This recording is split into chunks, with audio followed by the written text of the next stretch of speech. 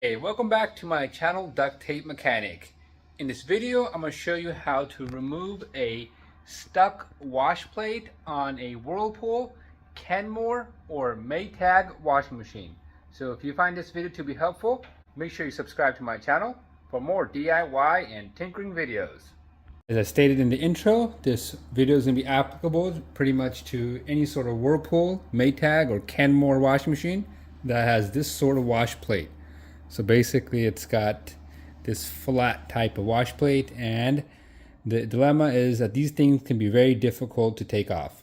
And most likely if you're watching this video, you've already removed that cap and removed that 11mm bolt. And you just kept trying to pull that wash plate up and it's not coming up. So in this video, I'm gonna give you the easiest way to do it, because these things can get corroded on there and they can be really difficult to get off. And I've tried all the various methods there are, including letting it soak overnight in WD-40 and all sorts of different solvents and whatnot, but this is by far the best method. So let's get on the same page. I'm just going to remove the cap and the bolt so we're all on the same page.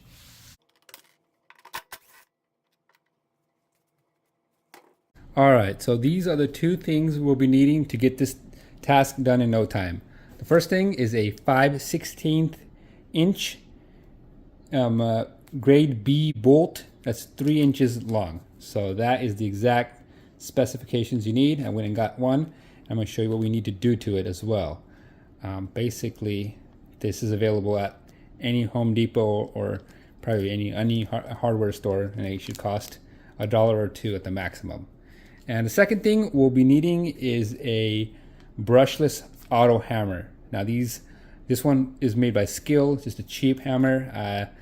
Sometimes these are available for like $70 on sale. I'll try to post a link to it where you could just click on the pop-up and purchase yours.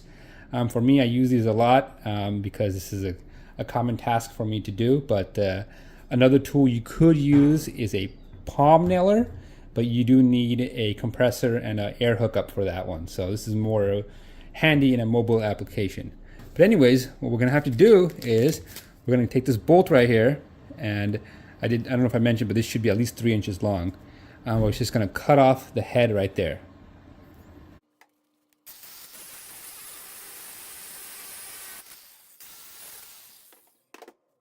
And it should look something like that with its head cut off. It is gonna be a little bit hot, so probably don't touch it immediately.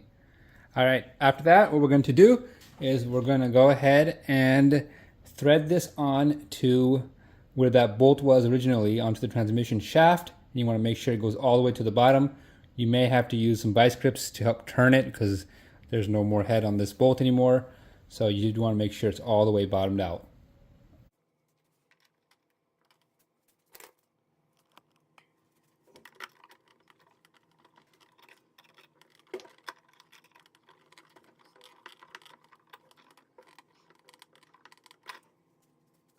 Now with the bolt all the way on the bottom, we're going to go to town with our auto hammer.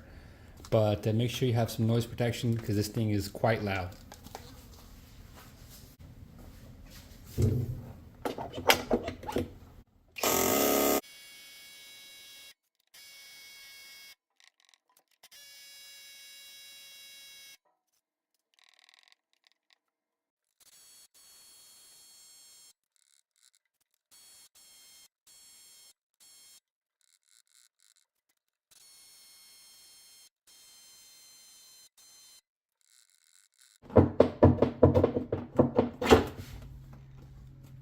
There you go.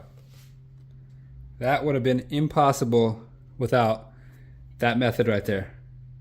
Wow. And if you're wondering why you need to take out the wash plate, well, you may have to change the hub, you may have to change the transmission, or you may just have to fish out pennies and stuff out of your washer if it's making weird noises. Alright, so that is how you remove a stubborn wash plate in pretty much less than 10 minutes. Now, I do want to give a shout out to my friend Gabe, who I met in an appliance repair group, and he is pretty much the father of this method. So he's the one that showed me the nuances of how to do this. So thank you, Gabe. I just wanted to make a video so that I could get this technique out to everybody, because this causes a lot of people just to throw out their machines because they can't get the wash plate out. So if you found this video to be helpful, make sure you hit the thumbs up sign.